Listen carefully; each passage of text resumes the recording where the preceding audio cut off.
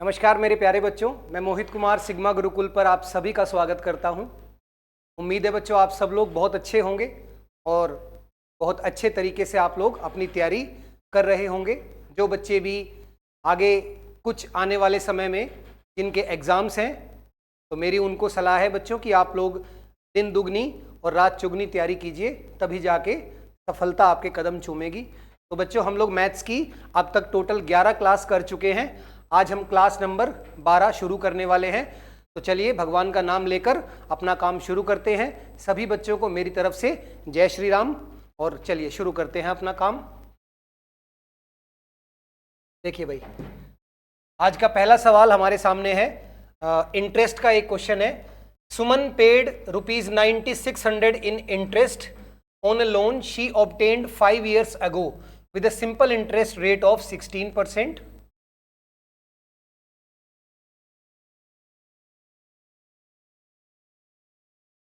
What was the amount of the loan she had taken? देखिए क्या question पूछा गया है। सुमन ने 5 साल पहले एक लोन लिया, उसका जो रेट ऑफ इंटरेस्ट यानी कि ब्याज की जो दर है वो 16% है, यानी कि हर वर्ष वो टोटल अमाउंट या टोटल जो प्रिंसिपल उसने उधार लिया था उसका 16% वो ब्याज के रूप में देती है। और इस तरीके से 5 साल में उसने टोटल 9,600 रुपये इंटरेस्ट दिया। तो बच्चों ध्यान देना, अगर एक साल में 16% दिया तो 5 साल में कितना दिया होगा? 80। ये 5 साल का क्या हो गया? इंटरेस्ट। और यही 80 किसके इक्वल है? 9600 के। तो यहां से 1 यूनिट की वैल्यू आ गई कितनी? 100। बच्चों आपको यह बात मालूम होनी चाहिए कि सिंपल इंटरेस्ट यानी कि साधारण ब्याज हर साल सेम रहता है। अगर पहले साल हमने 16 रुपये ब्याज दिया, भाई मान लो कि मैं प्रिंसिपल को मान लूं 100, तो 100 का 16% कितना हो जाएगा? 16। एक साल में 16 तो 5 साल में कितना दिया? 80। और वही जो 80 है वो एक्चुअल में कितने के बराबर है? 9,600 के बराबर है। तो यहां से 1 की वैल्यू आ गई और अब हमें वो प्रिंसिपल निकालना था। प्रिंसिपल होता है 100, 120 से मल्टीप्लाई कर देंगे तो अपना आंसर आ जाएगा 12,000। तो उसने कितने रुपए का लोन लिया था? 12,000 रुपए का। ठीक है, चलिए आगे बढ़ते हैं। Next, tan theta minus 4 pi is equals to. अब देखिए 4 पाई बड़ी वैल्यू है, थीटा छोटा एंगल है। हम लोग इसमें से माइनस साइन पहले कॉमन ले लेते हैं। मैं इसमें माइनस साइन अगर कॉमन लेंगे तो ये हो जाएगा -10 4 पाई माइनस थीटा। अब 4 पाई बच्चों कितना हो जाएगा? जितना भी हो जाएगा, आप एक बात बस यहां ध्यान दीजिए, ये पाई की वैल्यू क्या होती है? पाई की वैल्यू होती है 180। ठीक है, तो 4 पाई कितना हो जाएगा? इंटू 4, ये हो जाएगा 720, 720। अब tan 360, tan 360 पे जो रूल लागू होता है वही रूल tan 360 के हर मल्टीपल पर लागू होगा या 180 के हर मल्टीपल पे लागू होगा। अब यहां देखना, tan 360 माइनस थीटा, ये होता है बच्चों माइनस का tan थीटा। ऐसा क्यों हुआ? देखो 360 माइनस थीटा मतलब ये चौथे क्वाड्रेंट में लाई करेगा, और चौथे क्वाड्रेंट में जो tan थीटा है वो क्या होता है? वो नेगेटिव होता है। तो यहां से हमारे पास आ जाएगा minus of -tan theta, minus minus plus, तो फाइनल आंसर क्या आ जाएगा? tan theta. ठीक है, मैं फिर समझा देता हूं। पाई होता है 180, 180 का कोई भी मल्टीपल पे सेम रूल लागू होता है। अब tan पाई या tan 2 पाई, tan 3 पाई, tan 4 पाई, कितना भी पाई हो जाए, अगर 180 का मल्टीपल है, 180 का मल्टीपल है, तो सेम रूल लागू होगा और ये बनेगा टोटल tan 720, 720। 720 को मैं 360 भी कह सकता हूं, 180 भी कह सकता हूं। अब अगर मैं इसको 360 बोलूं, क्योंकि घुमा के 360 का फिर मल्टीपल है, तो ये चौथे क्वाड्रेंट में लाई करेगा। जब ये 720 वापस घूम के आएगा, 360 का एक चक्कर और 360 का दूसरा चक्कर, तो वहीं चौथे क्वाड्रेंट में लाई करेगा। और चौथे क्वाड्रेंट में जो tan थीटा है बच्चों वो माइनस का होता है। एक साइन पहले से था माइनस का, क्योंकि मैंने यहां कॉमन लिया था, और फिर दोबारा ये -tan थीटा, तो इसका मतलब tan थीटा ही हमारा आंसर आ जाएगा। नेक्स्ट 7 की पावर 42 को डिवाइड करना है 48 से। देखिए 7 की पावर कितनी है 42 और इसको 48 से डिवाइड करना है। अब जब भी इस तरीके का कोई डिवाइड आए तो आपको क्या काम करना है, जिससे डिवाइड कर रहे हैं यानी जो डिवाइजर है, जो नीचे वाला नंबर है, उस नंबर को ऊपर बनाने की कोशिश करो। अब 7 का जो स्क्वायर है वो होता है बच्चों 49 और 49 को हम लोग क्या लिख सकते हैं 48 + 1। जब भी इस तरीके का डिवाइड आए कि काफी बड़ी पावर हो तो आप क्या करो, जो नीचे वाला नंबर है या तो वो नंबर ऊपर बनाने की कोशिश करो या उस नंबर का कोई मल्टीपल ऊपर बनाने की कोशिश करो। तो यहां मैं 7 की पावर 42 को क्या लिख सकता हूं 7 का स्क्वायर और इसकी पावर 21 और नीचे आ जाएगा 48। अब 7 का स्क्वायर होता है 49 और 49 को मैं लिख देता हूं 48 + 1 और इसकी पावर 21 डिवाइडेड बाय 48। अब देखिए 48 को 48 से डिवाइड करोगे, रिमाइंडर 0 हो गया, हमारे पास केवल बच गया 1 की पावर 21 यानी कि 1/48 और जब 1 को 48 से डिवाइड करोगे तो 1 ही बचेगा यानी हमारा आंसर क्या आ जाएगा 1। तो जब भी इस तरीके का डिवाइड आए आपको क्या करना है, या तो नीचे वाला नंबर ऊपर आ जाए या नीचे वाले नंबर का कोई मल्टीपल ऊपर आ जाए +1 या -1 के साथ, क्योंकि अगर आप +2 -2 करोगे तो पावर बहुत बड़ी है, फिर उतनी बड़ी पावर को आप सॉल्व नहीं कर पाएंगे। तो याद रखना क्या करना है, नीचे वाला नंबर या इसका कोई मल्टीपल ऊपर लेके आए और +1 और -1 के साथ। उसके बाद तो फिर सिंपल क्वेश्चन है, ये तो कैंसिल ही हो जाएगा यहां से और 1 की पावर 21 बचेगी जो कि 1 ही होगा। 1 को 48 से डिवाइड करोगे तो 1 ही रिमाइंडर आएगा, क्योंकि जब ऊपर वाला नंबर छोटा हो तो वही रिमाइंडर होता है, बिकॉज डिवाइड होगा ही नहीं। ठीक है, चलिए आगे बढ़ते हैं। देखिए पाई चार्ट का एक क्वेश्चन है जिसमें एक कंपनी की हमें टोटल 4 चीजें गिवन है, domestic supply, street light, industries और अदर्स। अब हमें निकालना है सेंट्रल एंगल। जब भी देखिए एंगल वाला क्वेश्चन आए, ये टोटल है बच्चों 100%, 100% और 100% अगर एंगल में निकालें तो ये 360 डिग्री के बराबर होता है। यहां से मैं बोल सकता हूं 1% की वैल्यू, यहां से हम लोग बोल सकते हैं 1% की वैल्यू क्या हो जाएगी 3.6 डिग्री। 1% किसके इक्वल हो जाएगा 3.6 डिग्री के, और हमें 25% की वैल्यू निकालनी है, क्योंकि क्या पूछा है the central angle of sector corresponding to supply for industries. ये इंडस्ट्रीज है ग्रे कलर में, ग्रे कलर है 25%, तो 25% कितना डिग्री होगा ये निकालना है, मल्टीप्लाई कर दो 3.6 से और ये आ जाएगा आपका 90 डिग्री, यानी कि डी ऑप्शन हमारा आंसर। तो पाई चार्ट का क्वेश्चन बहुत इजी होता है, बस 2 बातें हमेशा याद रखें, 360 डिग्री 100% के बराबर होता है और 100% 360 डिग्री के बराबर होता है। अब क्योंकि परसेंट से डिग्री पे जाना था तो 1% की वैल्यू 3.6 डिग्री होती है और 25% की वैल्यू हमें निकालती थी, तो 25 को हमने मल्टीप्लाई कर दिया 3.6 से, आंसर आ गया 90 डिग्री एंगल। चलिए next question, number P is 15% more than 150. If K is 15% less than P, then find K. देखिए एक नंबर है P जो 150 से 15% ज्यादा है। अब 150 में आपको पहले क्या जोड़ना पड़ेगा, इसका 15%। अब कुछ बच्चे यहां 15% को बिल्कुल डिटेल में निकालेंगे। बच्चों जब भी किसी नंबर का 15% निकालना हो तो आप उसका 15% मत निकालो, आप उसका 10% निकालो, और जो 10% है उसका आधा होता है 5%। तो 10% निकाल के आधा ऐड कर दो, क्योंकि 10% निकालने के लिए बस एक जीरो कम करना होता है। 150 का 10% क्या होगा 15, और 5% कितना होगा 15 का आधा यानी कि 7.5। तो 150 का 15% कितना आ जाएगा 15 + 15 का आधा यानी कि 22.5। तो सीधा इसमें 22.5 ऐड कर दो, तो ये हमारा क्या आ गया P आ गया कितना 172.5, ये हो गया P। आई होप मेरी बात आपको समझ में आएगी।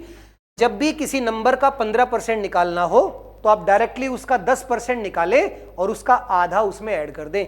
150 का 10% 15, 15 का आधा 7.5, तो 15 और 7.5 कितना हो गया 22.5। तो P तो हमारे पास आ गया। अब इसको 15% कम करना है। अब 172.5 का 10% होगा 17.25, कितना होगा 17.25, क्योंकि जब जीरो ना हो तो 1 पॉइंट आगे बढ़ा दो, पॉइंट ना हो तो एक के बाद पॉइंट लगा दो। जैसे अगर मैं बोलता हूं कि 213 का 10% क्या होगा, तो आप लिखेंगे 21.3, ये इसका 10% होगा। अब यहां पहले से पॉइंट था तो पॉइंट एक कदम आगे चला जाएगा, यानी कि ये तो आ गया 10%, और इसका आधा कितना होगा, लगभग 8.5। तो कुल मिला के 17 और 8 25.8 के आसपास हमें कम करना है, किसमें से, 172.5 में से, और वो कितना आ जाएगा, 140.625। देखिए बाकी ऑप्शन बहुत दूर दूर है, आपको 172 में से लगभग 26 कम करना था, 172 में से 26 कम करोगे 146, तो पूरा निकालने की जरूरत नहीं है। और मेनली इस क्वेश्चन में एक मैंने आपको बात क्या बताई, कभी भी 15% निकालना हो तो 10% निकालो, उसका आधा ऐड कर दो, क्योंकि 10% निकालना नहीं पड़ता, सीधा ही पता चल जाता है, उसका आधा उसमें ऐड कर दो। तो पहले 15% निकाल के ऐड किया, फिर इसका 15% निकाल के माइनस किया, वही हमसे पूछा था, तो ये अपना आंसर डी ऑप्शन। चलिए नेक्स्ट क्वेश्चन, एचसीएफ निकालना है आपको 2 नंबर का, वेरी वेरी इजी। छोटे नंबर से बड़े नंबर को डिवाइड कर दो, 36 × 5 होता है बच्चों 180, क्या बचा 18। अब 18 से डिवाइड करेंगे 36 को, 18 दूनी 36, तो हमारा एचसीएफ क्या आ गया 18। ये अपना आंसर। इस क्वेश्चन में कुछ भी ऐसा नहीं था कि मुझे आपको डिटेल में समझाना पड़े, तो मैं आगे बढ़ जाता हूं। जब भी 2 नंबर का एचसीएफ निकालना हो, बड़े नंबर को छोटे नंबर से डिवाइड कर दो, और जब तक रिमाइंडर 0 ना आ जाए डिवाइड करते जाओ। यही होता है लॉन्ग डिवीजन मेथड, लंबी भाग विधि, long division method to find HCF. चलिए next question, the cost of a piece of diamond varies with the square of its weight. एक डायमंड यानी हीरे का, हीरे की जो कीमत है वो उसके वजन के स्क्वायर के वेरी करती है, प्रोपोर्शनल है। Diamond of ₹6084 value is cut into 3 pieces whose weight are in the ratio 3:1, find the loss involved in the cutting। देखिए डायमंड को 3:1 में काट दिया गया, यानी कि पहले डायमंड कितना था 6। अगर बात करें कि प्रीवियसली डायमंड कितना था 6, और 6 का स्क्वायर ये हो जाएगा इसका प्राइस, क्योंकि वो स्क्वायर है, तो यानी कि 36। और अब कितना हो गया, इसको 3 हिस्सों में काट दिया, 3, 2, 1। अब इनका स्क्वायर करेंगे, क्योंकि अब प्राइस ये है, तो 3 का स्क्वायर 9, 2 का स्क्वायर 4, 1 का स्क्वायर 1, 9, 4, 13 और 1, 14। ठीक है, यानी अगर डायमंड को हम काटते ना, अगर हम डायमंड को कट नहीं करते, तो वो 6 था, और the cost of peace of diamond varies with the square of its wait. ठीक है ना, तो स्क्वायर करेंगे 6 का, तो यानी कि 36 अगर पहले डायमंड था, तो कट करने के बाद डायमंड कितना रह जाएगा 14। और हमें गिवन है कि जो 36 है उसकी वैल्यू है 6084। तो यहां से 1 यूनिट की वैल्यू निकालेंगे, 6084 को डिवाइड करेंगे 36 से, और हमें निकालना क्या है, लॉस कितना हुआ। तो बच्चों 36 से 14 रह गया, तो कितना लॉस हुआ, 22 का लॉस हुआ। तो मल्टीप्लाई कर दें आप इसको 22 से। ठीक है, अब इसको सॉल्व करो, ये 2 से कैंसिल 11 और 18, 18 से इसको कैंसिल करेंगे, 18 × 3 54, 6 बच गया, फिर 18 × 3 और 8, तो 338 को 11 से मल्टीप्लाई करेंगे, ये 3718 आ जाएगा। तो ध्यान रखिए, ये केवल सिंपल एक प्रोपोर्शन का क्वेश्चन था। डायमंड की कॉस्ट उसके वेट का स्क्वायर था, तो कॉस्ट 6, किसी डायमंड को 3:2:1 के रेशियो में काट दिया, इसका मतलब पहले वो डायमंड कितना था 6 था, तो उसका वेट कितना था 36, और 36 की वैल्यू हमें गिवन है 6084। फिर उसको 3 पीसीज में काट दिया, अब इनका स्क्वायर करेंगे तो जो वजन 36 था वो 14 रह गया, यानी कि 22 कम हो गया। जितना कम हुआ वही हमारा लॉस है, और उसी लॉस की वैल्यू हमें निकालनी थी, तो आंसर आ जाएगा हमारा 3718। ठीक है, चलिए आगे बढ़ते हैं। The MRP of an article is 10927 due to festive season a certain percentage of discount is declared. MRP given है 10,927।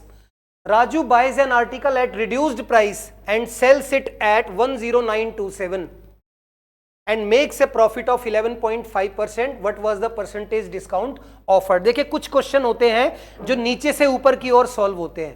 क्वेश्चन में ऊपर गिवन है कि ये एमआरपी है, लेकिन डिस्काउंट गिवन नहीं है, पर बाद में क्या बोला गया कि जिसने उसको खरीदा डिस्काउंट के बाद उसने उसको फिर बेचा उसी प्राइस में और प्रॉफिट कमाया।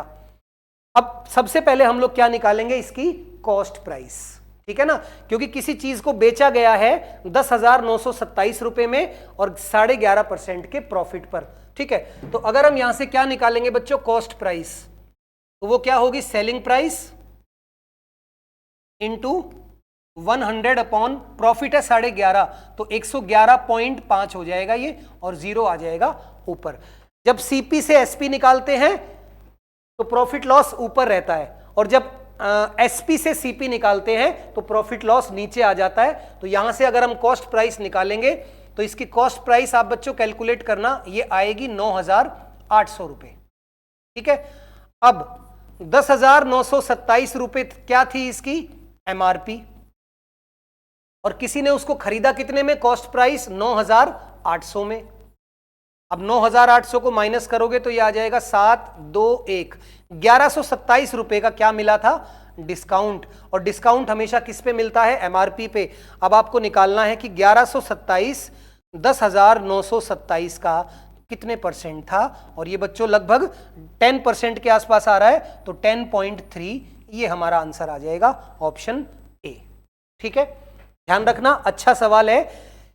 एमआरपी गिवन है, डिस्काउंट गिवन नहीं है, सेलिंग प्राइस गिवन है और प्रॉफिट गिवन है। तो सेलिंग प्राइस और प्रॉफिट से हमने क्या निकाल ली, कॉस्ट प्राइस, और कॉस्ट प्राइस को एमआरपी में से माइनस कर दिया, तो इतने रुपए का डिस्काउंट है, लेकिन डिस्काउंट कितना परसेंट था ये निकालना है, और डिस्काउंट परसेंट किस पे निकलता है, एमआरपी पर।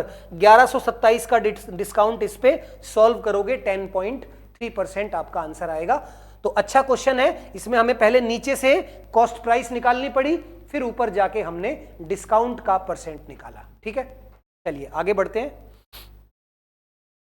Next, x plus 1/x is -2। बच्चों दो बातें हमेशा ध्यान रखना, x प्लस 1/x अगर 2 है तो x की वैल्यू को आप हमेशा 1 पुट कर देना, ये फिक्स है, और x प्लस 1/x अगर -2 है तो x की वैल्यू को आप -1 पुट कर देना। ये चीजें हमेशा अलजेब्रा में फिक्स रहेगी। अब यहां हमें गिवन है x प्लस 1/x इज -2, तो x की वैल्यू -1 पुट कर देंगे। क्या निकालना है, x power 17 plus x power -17, तो ये हो जाएगा 1 अपॉन x की पावर 17 और x की पावर 12 अपॉन x की पावर 12। तो -1 की पावर 17 -1, यहां भी -1 आएगा, ये हो जाएगा +1, ये भी +1, तो सब कैंसिल हो गया, आंसर क्या आ गया, 0। ठीक है बच्चों, तो दो चीजें याद रखेंगे, x प्लस 1/x अगर 2 है तो x को आप लोग क्या पुट करेंगे, 1 ऑलवेज, और x प्लस 1/x अगर -2 है तो x को -1 पुट करेंगे हमेशा। बस यहां -1 पुट करिए, आपका आंसर अपने आप आपके सामने आ जाएगा। तो डी ऑप्शन 0 हमारा आंसर हो जाएगा। Next, find the mean proportion between 6 plus √8 and 3 minus √2। देखिए मीन प्रोपोर्शन निकालना है बच्चों। मीन प्रोपोर्शन के लिए हम लोग क्या फॉर्मूला यूज करते हैं, b square equals to AC। हमें b निकालना है तो b क्या हो जाएगा, square root of AC। a given है 6 प्लस √8 और b गिवन है 3 माइनस √2। ठीक है, √8 बच्चों क्या होता है, 2√2, तो हम पहले इसको लिख लेते हैं, 6 प्लस 2√2 इंटू 3 माइनस √2। ठीक है, अब ब्रैकेट ओपन करते हैं, 6 इंटू 3 18, प्लस नहीं माइनस होगा, उसके बाद होगा -6√2 प्लस 3 इंटू 2 प्लस 6√2, और उसके बाद होगा -2 इंटू √2 इंटू √2, यानी कि ये हो जाएगा 4। ठीक है, तो ये कैंसिल हो गया, b हमारा कितना आ गया, √14, यही अपना आंसर। ठीक है, तो प्रोपोर्शन का बेसिक क्वेश्चन था। मीन प्रोपोर्शन कैसे निकालते हैं, हमेशा b square equals to AC, जहां पर b कौन है, मीन प्रोपोर्शन, और b की वैल्यू आराम से आप लोग निकाल सकते हैं। चलिए आगे बढ़ते हैं। x minus y is 1, x square plus y square is 41, x plus y आपको निकालना है बच्चों। एक फॉर्मूला अगेन आपके काम आएगा, x प्लस वाई का होल स्क्वायर और प्लस x माइनस वाई का होल स्क्वायर, ये किसके इक्वल होता है, twice of x square plus y square. ये कहां से आया, आप इन दोनों को ऐड करिए, यही आ जाएगा। लेकिन अगर आप याद रखोगे तो पेपर में टाइम बचेगा। अब x प्लस वाई तो हमें निकालना है, इसकी वैल्यू 1 है, 1 का स्क्वायर 1 ही होगा, और ये 41 का स्क्वायर सॉरी डबल कितना हो जाएगा 82। तो x plus y whole square equals to 82 minus 1 81, और ये किसका स्क्वायर होता है 9 का, तो 9 अपना आंसर होगा, x प्लस वाई इज 9। ठीक है, ये फॉर्मूला आप लोग ध्यान रखना, ये आपको किसी भी सेट में कहीं भी किसी भी एग्जाम में काम आ सकता है। हमारे दो बेसिक फॉर्मूले a plus b whole square और a minus b whole square, जब उन दोनों को ऐड करते हैं तो वो किसके इक्वल होते हैं, twice of x square plus y square. और जब इन दोनों को माइनस करते हैं, x plus y whole square minus x minus y whole square, तो ये 4 टाइम्स ऑफ ए बी के इक्वल हो। तो बस मैंने इसी रिजल्ट का यूज किया और डायरेक्ट आंसर निकाल लिया। चलिए, इजी क्वेश्चन था, आगे बढ़ते हैं। दो सिमिलर ट्रायंगल हैं जिसमें उनकी साइड्स का रेशियो हमें गिवन है, और मीडियन एक एक्स वी मीडियन है और वाई जेड साइड पर, और जी डी भी एक मीडियन है साइड एस टी पर। देखिए फिगर बना लेता हूं तभी आपको यह समझ में आएगा। दो ट्रायंगल है, एक एक्स वाई जेड और दूसरा ट्रायंगल है बच्चों G S T, G S T. और ये दोनों ट्रायंगल कैसे हैं, सिमिलर, समरूप। सिमिलर ट्रायंगल में कॉरेस्पॉन्डिंग साइड्स का रेशियो इक्वल होता है। ठीक है, अब यहां से मीडियन बनाया गया है, x v is the median, ये एक्स वी ये मीडियन है, और जी डी यहां पर मीडियन है, जी डी। ठीक है, ये साइड 2 है, ये साइड 3 है। तो बच्चों कॉरेस्पॉन्डिंग साइड का रेशियो सेम होता है, तो यहां भी 2:3 होगा, और ये नीचे वाली साइड में भी 2:3 होगा। ठीक है, अब आपको क्या निकालना है, वाई वी, और वाई क्या है, वाई वी देखिए ये इस साइड का रेशियो और एस डी इसका रेशियो। तो बच्चों ये पूरी अगर 2 है तो ये आधी होगी 1, और ये अगर 3 है तो ये होगी 3/2। क्यों, क्योंकि जो मीडियन है वो ऑपोजिट साइड को 2 इक्वल पार्ट में डिवाइड कर देता है। तो आपको निकालना है वाई वी यानी कि 1/SD, ये हो जाएगी 3/2, और इसका स्क्वायर का रेशियो आपको निकालना है। तो ये होगा 1/3 का स्क्वायर 9/4, तो फाइनल आंसर आ जाएगा 4/9। ये अपना आंसर होगा ऑप्शन। ठीक है, जिन बच्चों को नहीं समझ में आया फिर से समझ लीजिए। दो सिमिलर ट्रायंगल है, सिमिलर ट्रायंगल में कॉरेस्पॉन्डिंग साइड्स का जो रेशियो है वो इक्वल होता है। तो बच्चों साइड का रेशियो गिवन था 2:3, तो ये भी 2:3 होगा, और नीचे वाली साइड में भी क्या रेशियो होगा 2:3। अब हमें नीचे वाली साइड का आधा और उसका स्क्वायर का रेशियो निकालना था। तो 2 का आधा 1 और 3 का आधा 3/2, और 1/3/2 के स्क्वायर का रेशियो निकालना था। तो उसके बाद तो आराम से आंसर आ जाएगा। मेनली बस आपको ये पता होना चाहिए कि जो मीडियन है वो सामने वाली साइड को 2 इक्वल पार्ट में डिवाइड कर देता है।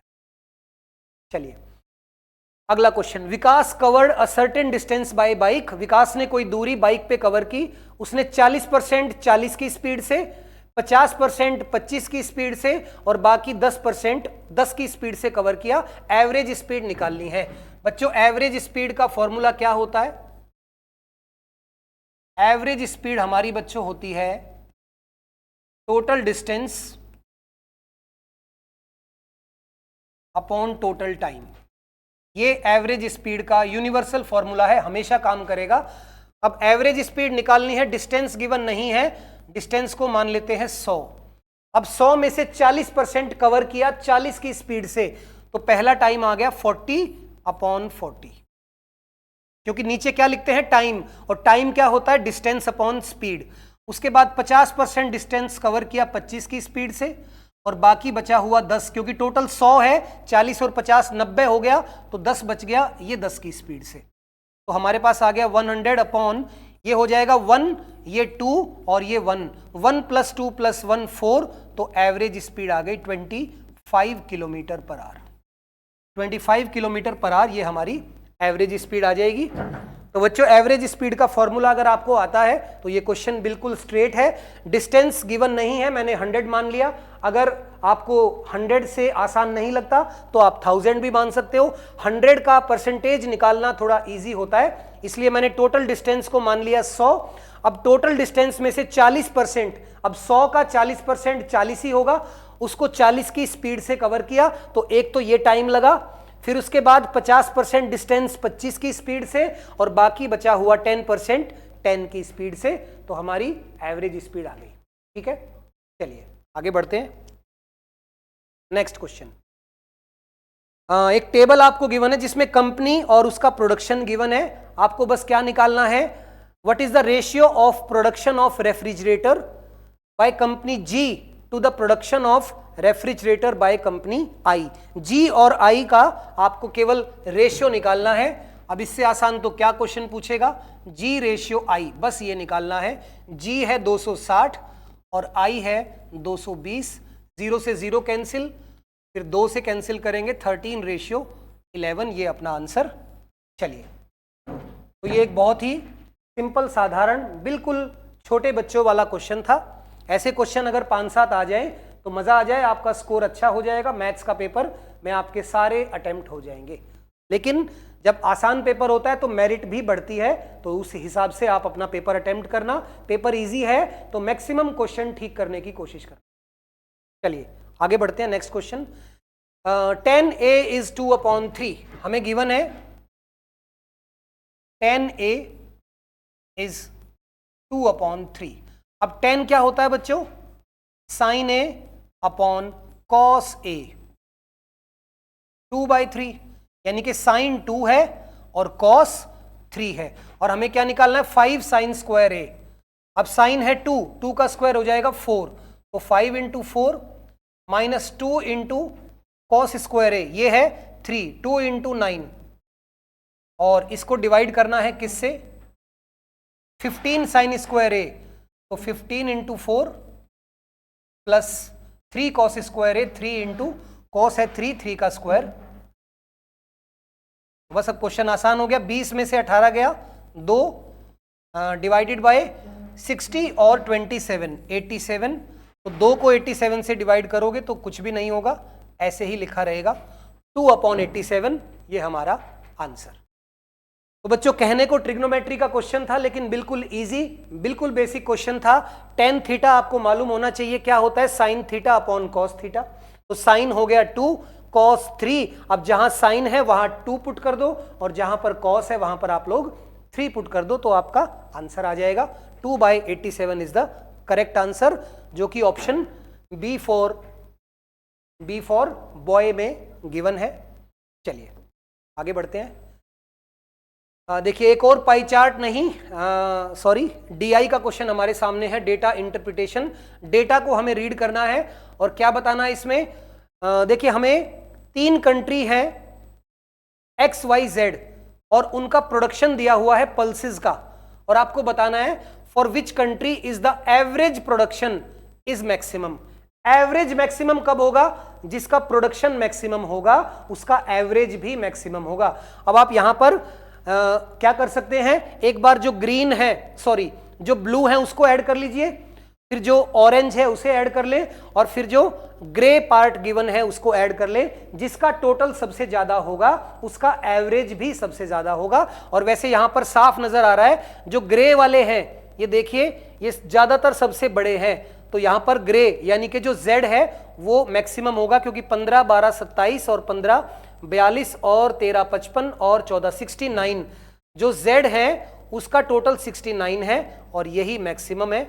बाकी मैंने तरीका बता दिया आपको। अगर आपको डाउट हो तो आपको क्या करना है इस क्वेश्चन में, सबसे पहले जो ब्लू लाइंस हैं उनको ऐड कर लीजिए, फिर जो ऑरेंज लाइंस है उनको ऐड कर लो, और फिर जो ग्रे लाइंस है उसे आप ऐड कर लो। जिनका टोटल सबसे मैक्सिमम होगा उनका एवरेज भी मैक्सिमम आएगा। तो इसमें एवरेज मैक्सिमम आएगा Z का, यानी कि ग्रे लाइन का। ठीक है, चलिए आगे बढ़ते हैं। The fourth proportion to 12, 24 and 27 is the same as the third proportion to A and 36. What is the value of A? देखिए सबसे पहले तो 12, 24, 27, इनका फोर्थ प्रोपोर्शन अगर x होगा चौथा, तो फॉर्मूला क्या होता है चौथा प्रोपोर्शन निकालने का, a into D equals to b into C. ठीक है, यहां से 12 से ये कैंसिल, 2 27 का डबल हो गया 54, तो फोर्थ प्रोपोर्शन हमारा आ गया 54। अब ये सेम है किसके, अगर हम थर्ड प्रोपोर्शन निकाले 36 और a का, थर्ड प्रोपोर्शन क्या होता है c इक्वल्स टू क्या होता है b स्क्वायर अपॉन a। अब c तो हम निकाल चुके हैं, थर्ड प्रोपोर्शन के इक्वल है 54, b गिवन है 36 इंटू 36 और a आपको निकालना है। अब कैंसिल कर दो, पहले 18 से कैंसिल हो जाएगा 2 और 3, फिर 3 से इसको कैंसिल करेंगे 12 दूनी, a इक्वल्स टू 24, 24 आपका आंसर। ठीक है, तो प्रोपोर्शन का एक और बेसिक क्वेश्चन था। पहले आपको 3 नंबर गिवन है, उनका चौथा प्रोपोर्शन यानी कि फोर्थ प्रोपोर्शनल निकालना है, और वो इक्वल है किसके, थर्ड प्रोपोर्शन के बी स्क्वायर अपॉन ए। थर्ड प्रोपोर्शन कैसे निकालते हैं, बी स्क्वायर अपॉन ए, और ये सेम है इसके, तो यहां तो 54 आ जाएगा, बी गिवन है 36, ए आपको निकालना है। तो अगेन सिंपल क्वेश्चन था, डायरेक्ट क्वेश्चन था प्रोपोर्शन का। Next, simplify the following.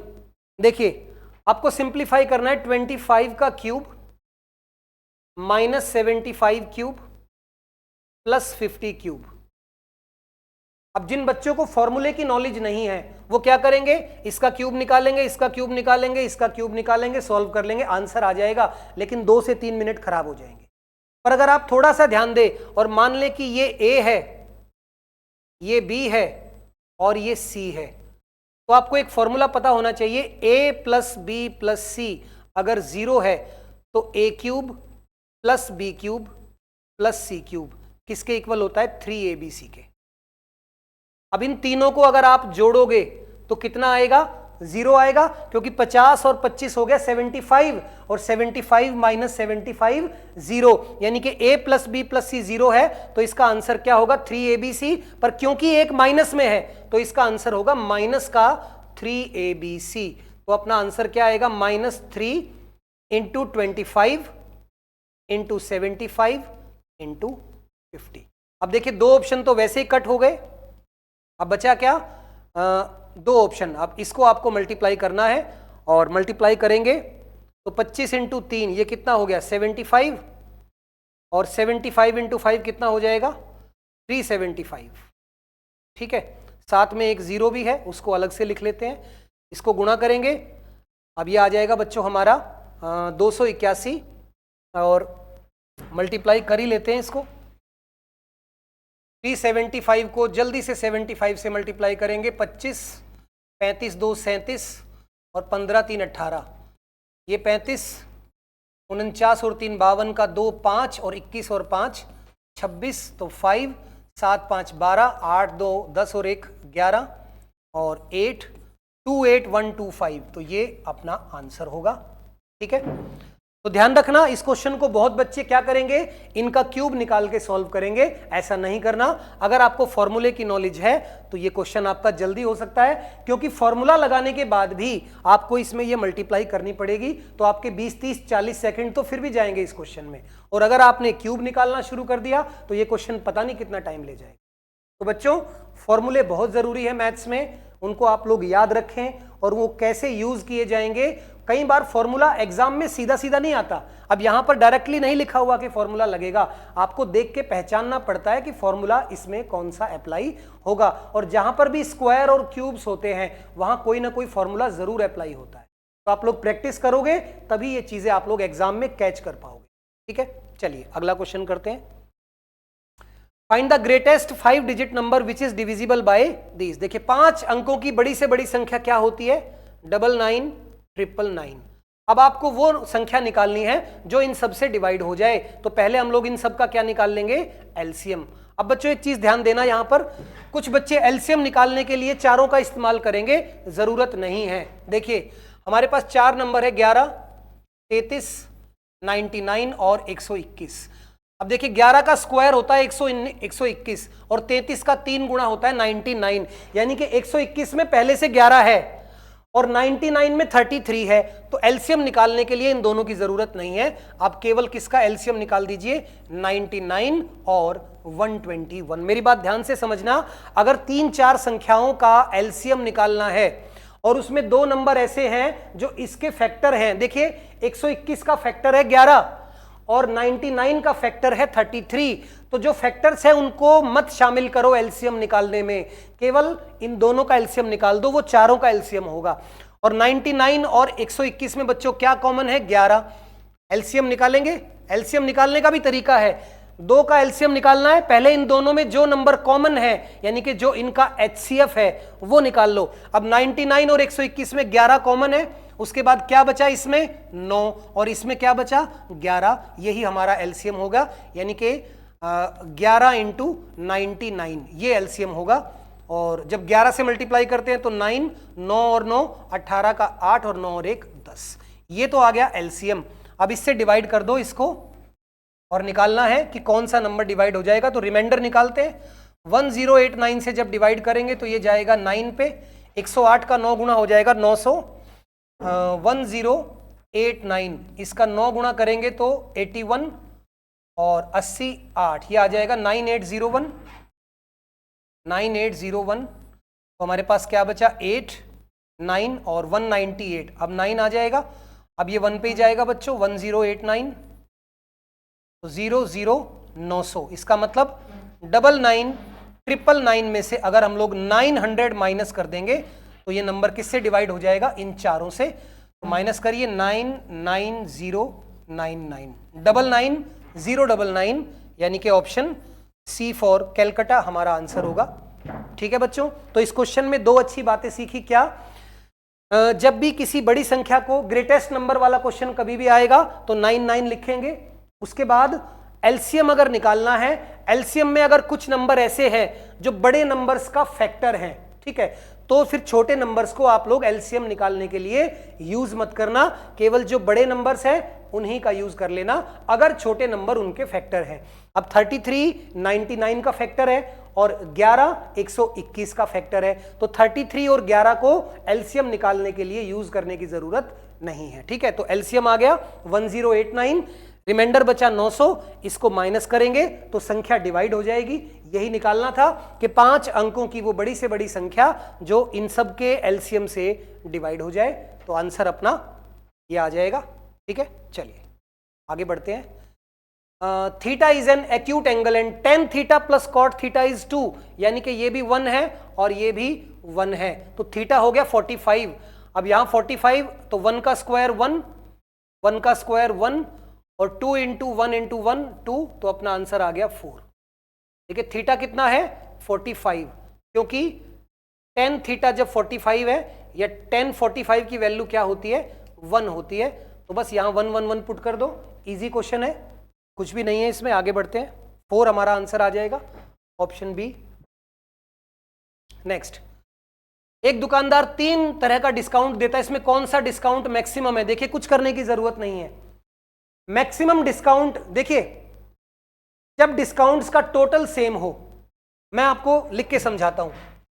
इसमें 3 डिस्काउंट गिवन है, एक 10% के 2 डिस्काउंट सक्सेसिव, एक 15% और 5% और एक 20% का सिंगल डिस्काउंट। ठीक है, अब ये इनका टोटल 20 है,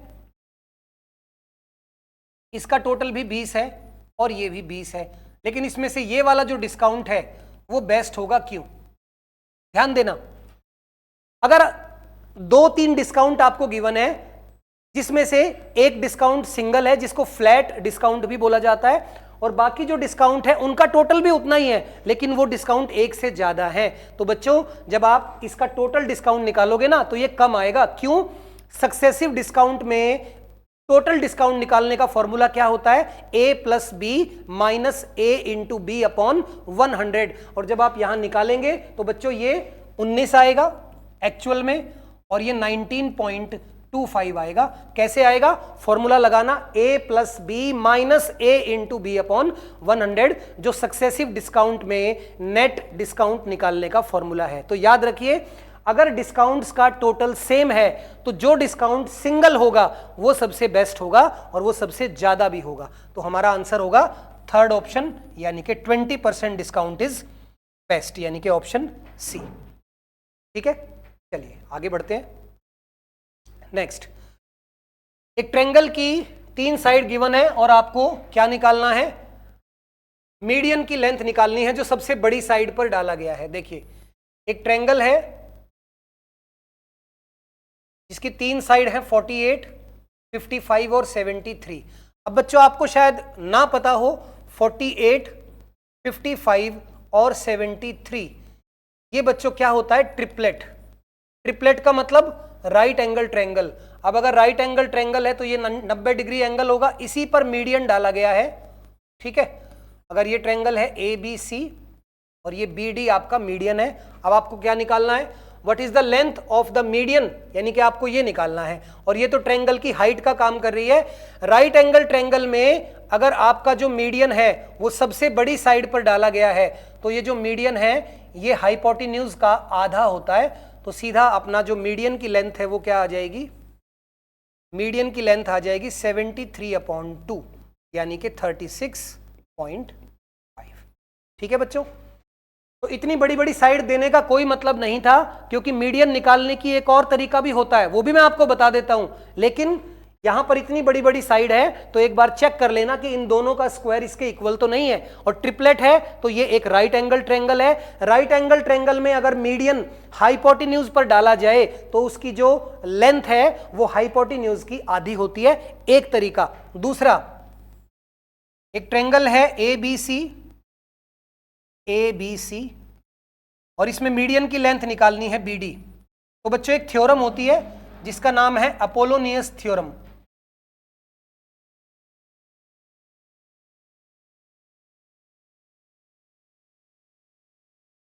मीडियन की लेंथ निकालने का एक और तरीका है, उस थ्योरम का नाम है अपोलोनियस थ्योरम। ये थ्योरम क्या कहती है, अगर यहां पर AD हमारा मीडियन है और ये साइड को 2 बराबर भागों में डिवाइड कर देगा, तो ध्यान रखिए AB square plus AC square equals to twice of AD square, यही हमारा मीडियन है, और प्लस या तो BD या DC, क्योंकि दोनों इक्वल है, दोनों में से किसी का भी स्क्वायर ले लीजिए। तो BD या DC का स्क्वायर। मैं इसको थोड़ा इधर लिख देता हूं, ये आ नहीं रहा है यहां पर। ये मीडियन निकालने का फॉर्मूला है। अगर आपको एक ट्रायंगल की तीनों साइड गिवन है तो मीडियन ऐसे निकलेगा, AB square plus AC square equals to twice of AD square plus BD, या इसके अलावा आप DC भी ले सकते हो। दोनों में से, इन दोनों में से कोई एक ही लेनी है, दोनों नहीं लेनी, इसलिए मैंने स्लैश लगाया। तो मीडियन निकालने का यह भी एक तरीका है। अगर किसी ट्रायंगल की तीनों साइड आपको गिवन है तो मीडियन हम लोग इस तरीके से निकाल सकते हैं। देखिए ये मीडियन था, AD मीडियन है, और ये उसको निकालने की एक थ्योरम है जिसको अपोलोनियस थ्योरम बोलते हैं। तो या तो आप मीडियन ऐसे निकाल लें अगर किसी ट्रायंगल की तीनों साइड गिवन है, और अगर वो एक राइट एंगल ट्रायंगल है तो मीडियन जो है वो हाइपोटेन्यूज का आधा होता है। तो ये क्वेश्चन तो हम डायरेक्टली ऐसे निकालते हैं, लेकिन एक ये तरीका भी है इसको निकालने का। ठीक है, चलिए नेक्स्ट। 4, 5, 6, 7 में क्या जोड़ें कि उनका सम 7 से डिवाइड हो जाए, कुछ ऐड करके 7 से डिवाइड करना है। सबसे पहले इसको 7 से डिवाइड कर ही लेते हैं। 6 पे जाएगा 42, बचेगा 3 36, फिर 5 पे जाएगा 35, 1 बचेगा 17, 7 दूनी 14, तो 3। अब 4, 5, 6, 7 में से 3 माइनस करेंगे तो भी ये 7 से डिवाइड हो जाएगा, लेकिन कुछ ऐड करके प्लस करना है, सॉरी ऐड करके डिवाइड करना है। अब ऐड क्या होगा, 7 और 3 का गैप यानी कि 4। 4, 5, 6, 7 में से अगर हम माइनस करेंगे 3 तो भी ये 7 से डिवाइड हो जाएगा, और अगर 7 और 3 का गैप 4 इसको ऐड करेंगे तब भी डिवाइड हो जाएगा। तो 4 जोड़ने पर ये नंबर 7 से डिवाइड हो जाएगा। Next, a businessman cheats by using faulty weights to the tune of 12% each time buying and selling. देखिए एक दुकानदार खरीदते हुए भी 12% की चीटिंग करता है और बेचते हुए भी 12% की चीटिंग करता है। मतलब 12% तो वहां से कमाया जहां से खरीद के लाया, और 12% वहां से कमाया जिसको बेचा। इसको बोलते हैं सक्सेसिव प्रॉफिट कमाना। और सक्सेसिव प्रॉफिट जब भी आएगा तो फॉर्मूला क्या लगाना, टोटल प्रॉफिट के लिए A plus B plus A B upon 100। ठीक है, ये होगा आपका नेट प्रॉफिट। अगर एक दुकानदार खरीदते और बेचते हुए दोनों जगह चीटिंग करे तो टोटल प्रॉफिट कितना होता है, सक्सेसिव प्रॉफिट इस तरीके से निकलेगा। तो आंसर क्या आएगा अपना 12 प्लस 12 इंटू 12 144/100 यानी कि 1.44। तो 12 12 24 और एक 25.44 25.44 ये अपना आंसर आ जाएगा। तो ये क्या है, अगर कोई दुकानदार खरीदते और बेचते हुए सेम परसेंटेज की चीटिंग करे तो उसका सक्सेसिव नेट प्रॉफिट आप ऐसे निकाल सकते हैं, आपका आंसर आ जाएगा। ठीक है, चलिए आगे बढ़ते हैं। लास्ट क्वेश्चन बड़ा इजी सा क्वेश्चन है। एक टेबल आपको गिवन है जिसमें सोर्स ऑफ इनकम दिया हुआ है कि कमाने के क्या क्या तरीके हैं, सैलरी, बोनस, ओवरटाइम, एरियर्स और टोटल। और उसमें 4 लोग हैं, एडम, ब्रैड, क्रिस्टी और डेविड। क्या निकालना है, the income from bonus is how much percent of the income from arrears in the case of Adam.